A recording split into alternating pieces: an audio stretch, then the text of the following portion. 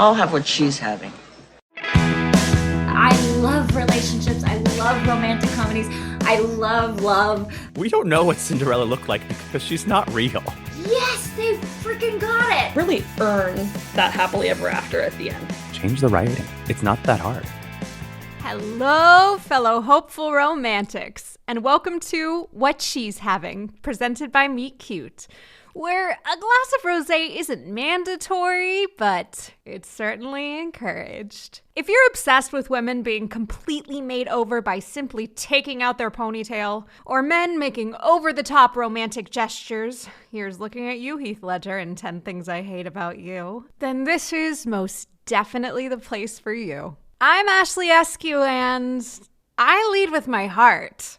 I smile too big, I talk too much, I love too hard, and that started early on with an obsession with romantic comedies. Julia, Jennifer, Reese, they were like idols to me. I watched their every move trying to figure out how to get the perfect job and the perfect man so I could have a perfect life. I'm sure you've already figured out that's not how these things work. Unfortunately, my heart got in the way of my brain, which should have told me some things are off here. At the same time, I'm obsessed with the fairy tale. I'm a sucker for a montage or an obvious but well-placed joke or a closet full of shoes that protagonist should never be able to afford. Here's looking at you, Carrie Bradshaw. As a writer, how did you do it? I want Manolos. Send me the Manolos. I love romantic comedies. And I miss that golden 90s era that spread love and hope and joy, and I want it to come back, but I want it to come back the right way. So I'm going to talk to leaders in our industry about their relationship to romantic comedies, how it informed who they are, their own love lives, their own perspectives, and also what they want to see, so we can understand more of who should be reflected in the genre, which, spoiler alert, is all of us. The first person brave enough to say yes and help me do that is the overwhelmingly lovely Julianne Hough. You know her from ABC's Dancing with the Stars, playing Sandy in Grease Live, playing our favorite ingenue in Rock of Ages, as well as Nicholas Spark films like Safe Haven. What you might not know is she's a pretty kick-ass protagonist in her own life, and she's built these new companies, a health and fitness company, Kinergy, as well as heading up Canary House Productions and giving an outlet for others to share their authentic stories about transformation with the world. If you're anything like me, about 2 minutes into this conversation, you'll fall in love with her. Here's my new favorite, Julianne Hough. Oh, you're my first one, so you had me freaking out. Oh no.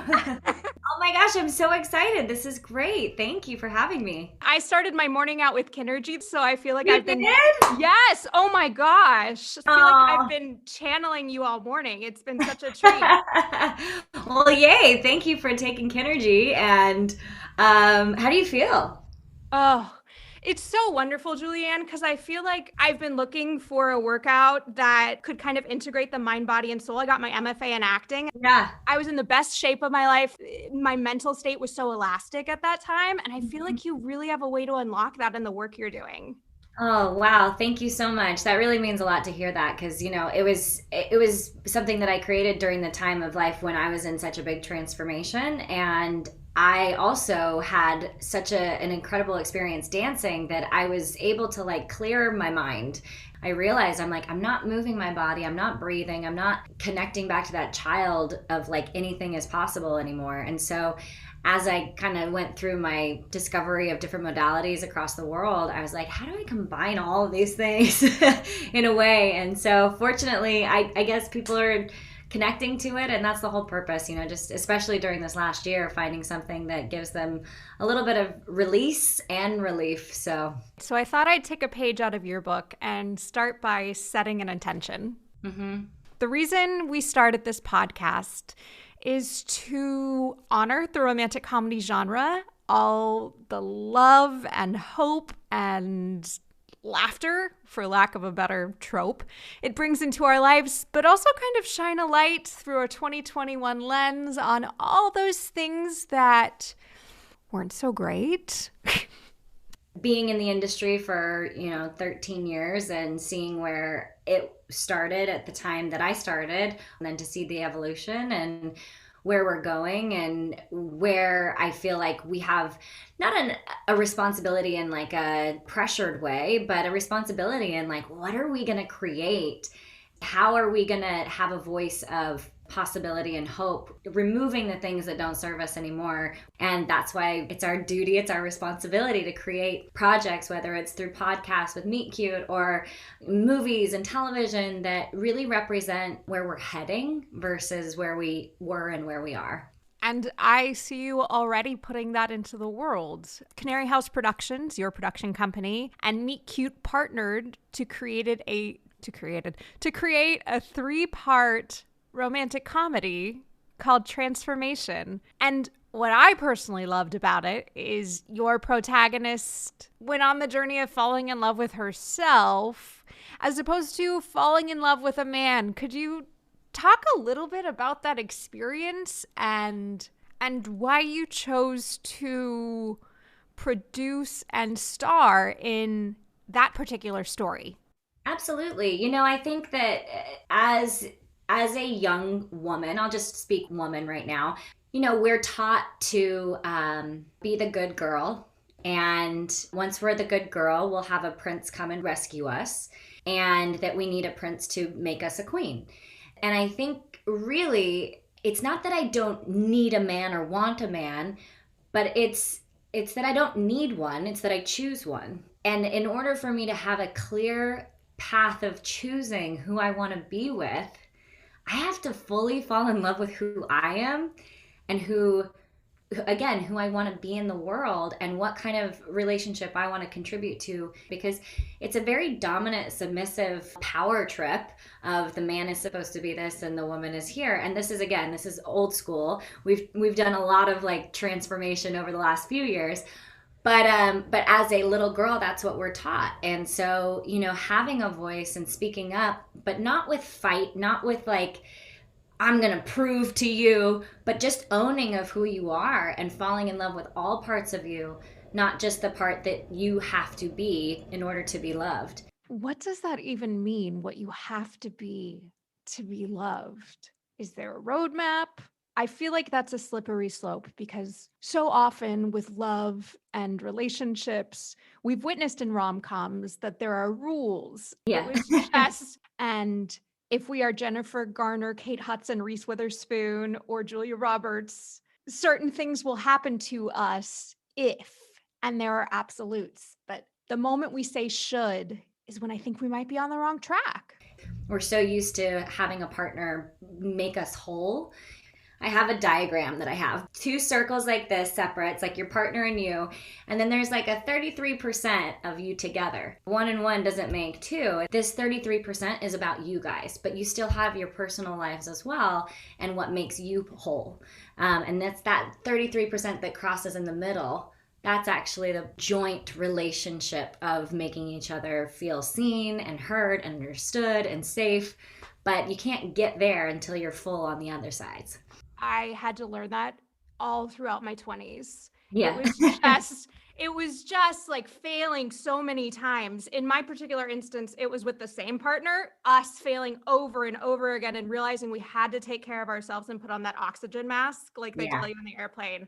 I have this, analogy, and of course I've learned it from other people. It's not my own, but we learn everything from everyone. So I'm just not going to claim anything as my own. It's your own now. Yeah. But what I believe is, especially in entertainment or in any kind of profession where you have to, so really anything, achieve in order to be validated, there's a difference between the performer and the artist. And for so long, like, I was born and bred to be a performer. I know I can switch it on and then I switch it off. And I know how to captivate a room. I know how to be on stage and hold that energy. But it's not sustainable because it's just exhausting. So the difference between being a performer and an artist, I feel, especially in the entertainment world, is that the artist comes from like truth and honesty and wisdom and like a purity of creation. And a performer has the ability to mask that.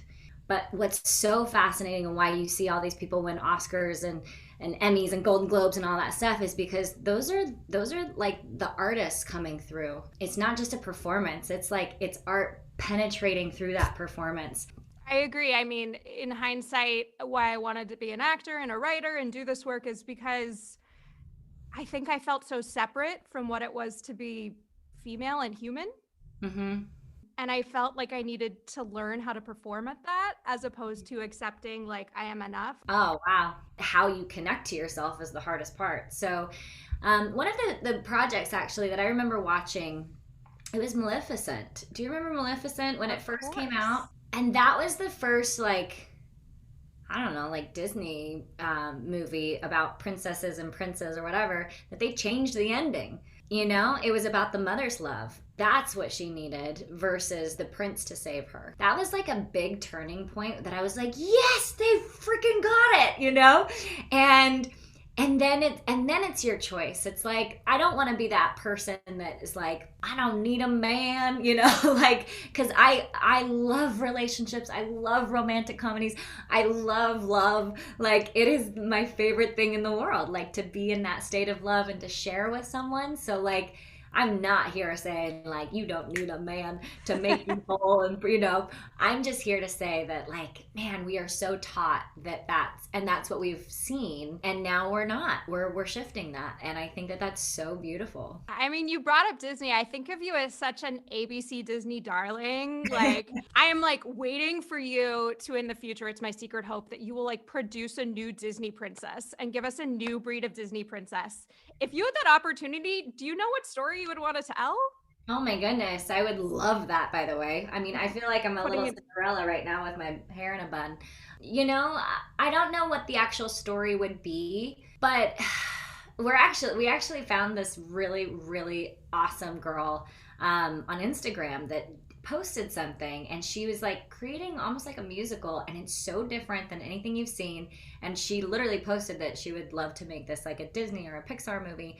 And so we reached out, and we're talking to her right now, but it's I can't tell you what it is, but it's so cool because it's so the opposite of what you would think a princess would emulate, but yet it's so feminine, it's so beautiful, it's so artistic, and yeah, so we're really excited. So I love that you just asked that question. Oh, wow. You must have been giving me a certain kind of energy. Can we get like a one word something that encapsulates the energy of it? Honestly, it's like musical expression that you would not associate a typical girl with. Obsessed. Okay. So it's pretty cool. I'm really excited about it. But. Well, since we're talking about these mystical characters, everyone kind of talks about how great it was that you were in Harry Potter as an extra. And I do love that you and your brother make an appearance in those films. But I read in an article you like sent a little love letter to Daniel Radcliffe and a Beanie Baby. That's true? Oh yeah, it's 100% true. I'd be happy to tell you the story. That's why I was saying, like, I love so much. And I remember when I was 11, Daniel Radcliffe was 10. And, you know, we were adults. Oh, younger man. Wow. I mean, hey, you know, we got to debunk the whole cougar thing at some point. So, yeah, I remember we were shooting in Gloucestershire, and I lived in London at the time. And so we had like a school trip, basically, like all the young kids. And we stayed at this hotel. And I remember there was like a scene that we were all at the like Great Hall dinner table, and we were just talking. I was like, he's so cute and so nice and everything. And so I wrote him a letter, and then it was Valentine's Day coming up. And so I was like, I wrote him a letter. And then for some reason we had like this crazy Beanie Baby collection at the house that I lived at. And so I took it was Valentino. I know exactly what you're talking about. Oh my God. They were such a good investment. Yeah, right. And so I remember I gave it to like one of the producers or production assistants or something to give to him. I don't know if he ever got it, but you know, it was my love language. So one of my love languages is receiving gifts. So obviously I'm going to do that to somebody. And it's so funny. I've always like judged. I'm like, I'm not like materialistic. It's not about receiving gifts, but it's the thought that's put into it to like create something for someone. And so that was me figuring out my love language early on at 11 years old, that I love to like find little things and make someone feel special through gifts. So that was my Harry Potter, Daniel Radcliffe Valentine story. I adore that. I can't believe he hasn't like reached out as adults. I don't even know if he received it, and if he would even know that I existed on that movie set. Like, you know, when you're a kid, you just think everything kind of revolves around you. Like, I thought I was in the Truman Show my whole life, basically, when I was a kid. And so, yeah, I probably thought we were best friends, but clearly probably never met. I miss that courage, though. I remember being at a party and oh my God, this kid, Nick, like literally grazed my knee and it fed me for 3 weeks. Oh, for sure. Well, that's the whole thing. That's why it's so fun. It's like when you're a kid, you can imagine and you can fantasize and you can create anything that you want and desire. Sometimes it can get a little unhealthy, but like that's what's so beautiful is I think as adults, we dim our imagination and dim what's possible and then kind of just fit into, you know, the box of what already exists. I don't know. That's what I always try to come back to is like, what would my younger self do or say, or how would they be in this situation? And I remember I was so fearless when I first came out to LA. Some of the stories that even like producers today say about me, what I used to tell them, I was like, man, she had courage. She had guts. Like, I need some of that risky, like, behavior again, you know? So I don't know. I always think about like my 18-year-old self. What would she do? How do we lose that courage as women, as any gender? As any gender, you know, however you identify. I think it's just, it kind of goes back to like your parents when they're saying like, just play as long as you can. When you get an adult, like, then you have all the responsibilities and everything. So I think it's just life. Like we had so much space and time as kids. Like we got bored. Like, when do you ever get bored as an adult now? You know, it's like we're always filling our time with something. And I think like finding those moments where you can actually get bored and find something creative and fun to do, which by the way, I just looked at this. Like I have a coloring book like right here. Like that's like what I do now when I get bored is I try to come up with something that like brings me back to something that like my childhood self would do when they were bored, like go play in the dirt or like color, or I take myself on dates that my child would want to go on, not my 32-year-old self would want to go on. Oh, I love that. I think it's Dr. Wendy Mogul. Don't quote me on that. But she was like, you can't breed creativity unless you have 5 minutes of boredom every day. I love it. Yeah. Look, it's all about balance. It's the pendulum swing. It's like finding that space between in the middle where you're productive and you're active, but you're also, you know, there's enough space in your life to actually create. Western society in general, we pride ourselves on how busy we can be, and we're exhausted and we're getting so burnt out, and it's not fun anymore, you know? I am thinking of one of the moments I assume was fun for you, and hopefully, Yeah. I mean, I got a chance to watch your work as Jolene with Dolly Parton, and I feel like you've worked with many icons at this point. Like, you know, I'm Tom Cruise, Russell Brand, Alec Baldwin, so many are coming into my head, but Dolly freaking Parton, especially like everything she's doing right now. By the way, side note, I saw that script really making an effort to like frame women in a certain light. Is that a reason why you picked that project outside of Dolly? Absolutely. You know, when I got the call, I actually got a call from Dolly herself. No, you did not. Oh yeah, I have the whole thing videoed. I was like, what the heck? And so how does that feel when you hear that voice on the other line? I mean, I was so excited and freaking out. And you know what? And that's what I'm happy and proud about with sort of my career, is that Like, I have not got jaded. Like, I did a movie with Cher and I was freaking out. Or like meeting Tom Cruise, like, what? And then like Dolly Parton calling me on the phone. I'm like, what is happening? Calling my mom right away. You know, like, again, we create like our life. So if we're kind of just playing it cool, when those people call, it's like you're like stripping away the joy and the excitement of what's actually happening right now. Like, enjoy it, like celebrate it. So anyway, that was a tangent, but I love it. feel what was awesome about that script specifically, Sean Patrick Smith, who wrote it, it was so beautiful because, you know, Dolly talks about Jolene a lot, of like how she wrote the song and in her interviews, and how she talks about Jolene. It's super funny. It's very Dolly.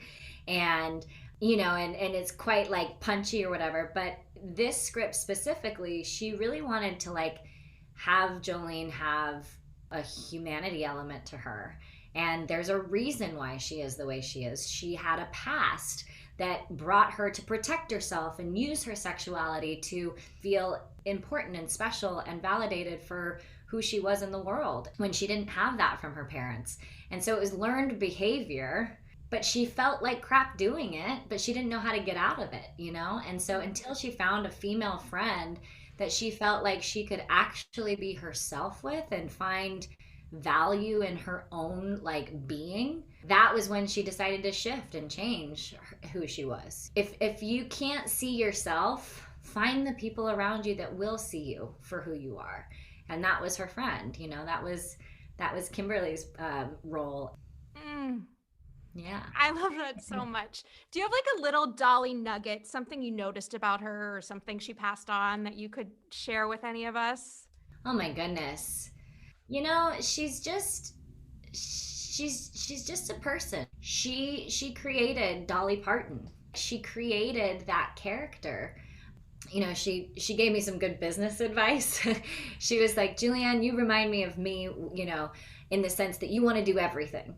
And she's like, and I love that. I think you should. She's like, do you think I knew how to run a theme park? No, but I knew I wanted one.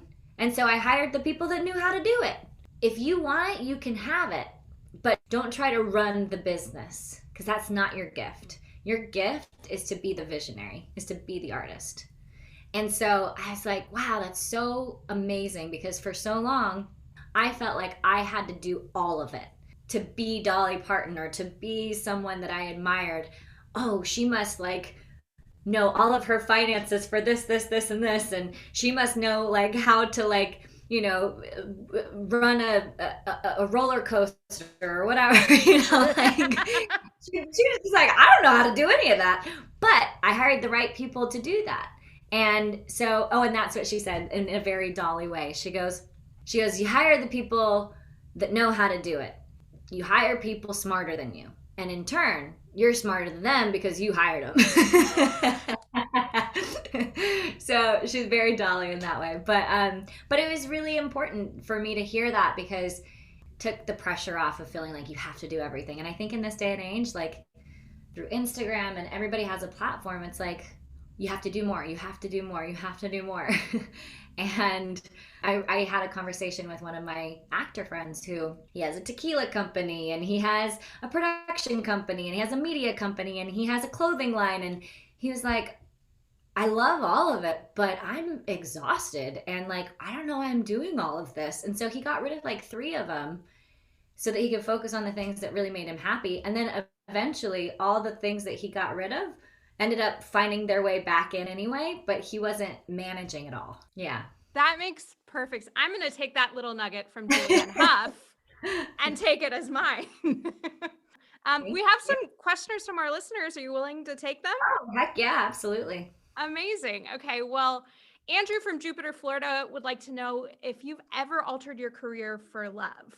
Oh, if I've ever altered my career for love. You know, I didn't alter it, but I made choices and decisions out of respect for the partner that I was with at the time. So I remember I did a movie with an actor, and we had a lot of kissing scenes in it, but who I was with at the time didn't want me to do that. And so instead of being like, well, screw you, this is my career, like I do that, I had respect for him. And so I said, okay, let me get creative. Let me figure out a way to still do this project, but find a way that doesn't make my person feel uncomfortable. So I made a character choice that every time this, the actor would come in to kiss me, I'd do like a nosy, nosy, nosy, or like I'd be like, oh, and like I made it part of my character that she was quite flippant and like not really all about the kissing. And it was more like she was quite silly.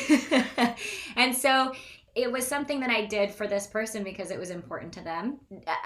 Did I need to? Probably not, but I had that respect, and we had talked about it. And then it kind of put me in a position to get creative, and I like that kind of challenge, and it helped me kind of, I don't know, find a deeper layer to this character in a way. Yeah, represent maybe someone who feels that way with affection. I like that. Yeah.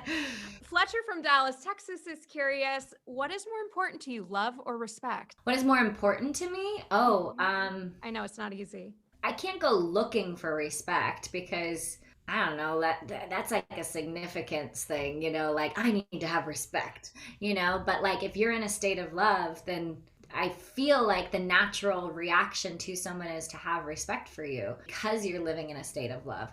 I also think in a relationship, if you have respect without love, that doesn't really show the intimate kind of romantic partnership that I would really want.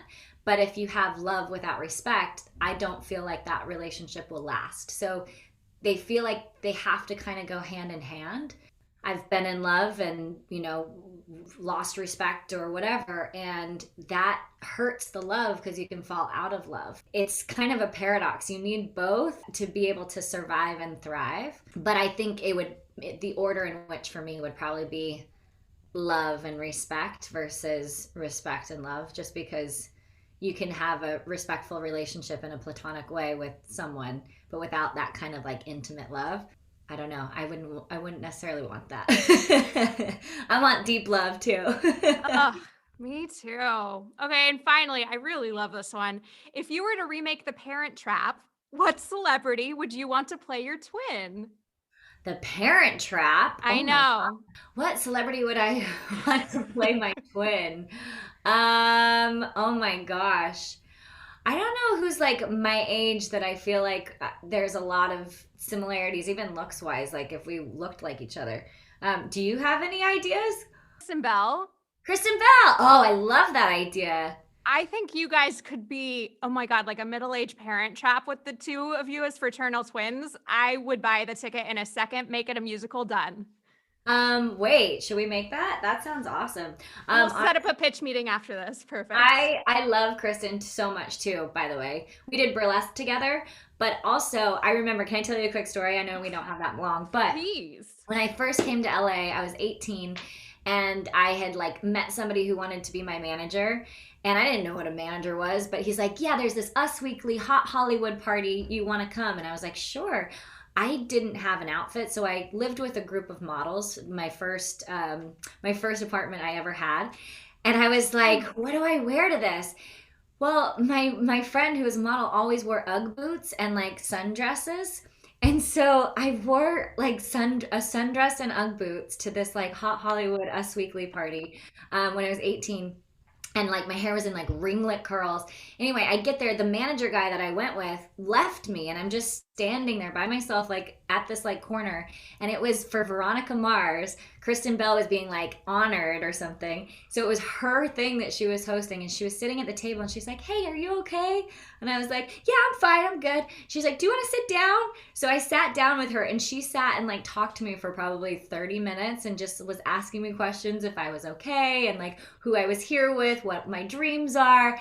And I was like, this is the nicest person on the planet. And then I did the movie with her probably 3 years later. And yeah, so she's amazing. Oh, those are the best like coincidences in life that makes you feel like it's so small. Yep, it is. Ugh, my new favorite person, Julianne Hough. Our time is coming to an end. But before we go, a few lightning round questions. West Side Story or Romeo and Juliet? Ooh, I mean, Romeo and Juliet is the derivative of West Side Story, but I'm going to go West Side Story. Infamous or forgotten? Ooh, Infamous. Ooh, stronger or smarter? Ooh, Smarter. Student or teacher? Student. Change the past or see the future? See the future. Freedom of expression or freedom of choice? I would say freedom of expression. Okay, and finally, what is the greatest act of love you have ever witnessed?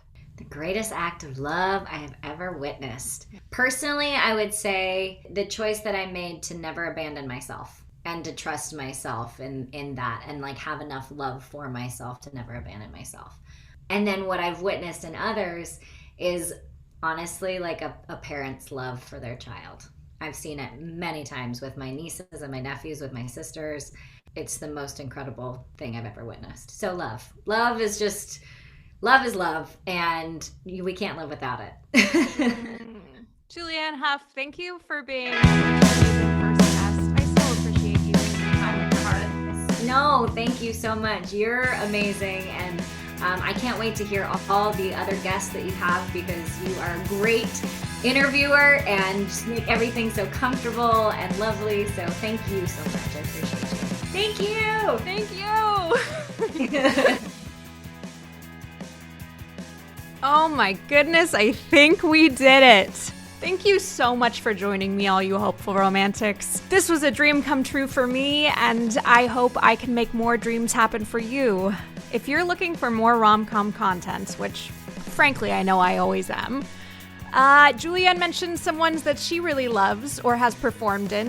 What we talked about today was Meet Cute Transformation. You can find that on Apple Podcasts or Spotify or wherever you get your podcasts. We talked about Maleficent, which you can find on Disney+. We talked about Dolly Parton's Heartstrings, episode 1, named Jolene, that's currently on Netflix. We talked about Burlesque with Cher, and we talked about the classic Veronica Mars starring Kristen Bell. We'll be back next Thursday with Jackie Cox from season 12 of RuPaul's Drag Race. And now that you know us, we want to hear from you.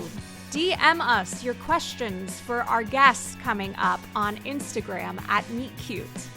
Or, tell us your own love stories, your own Meet Cutes. Tell us who you want to see and what you want to see from them. Oh, and of course, please subscribe and rate us on Apple Podcasts or Spotify or wherever you get your podcasts so you can hear more from us.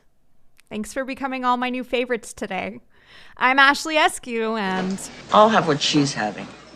Hi, Meet Cuties. We're so excited to let you know that you can now binge our newest series, Influence, exclusively and ad-free on Wondery Plus. It's Meet Cute's modern adaptation of Jane Austen's Persuasion, and we know you're going to love it.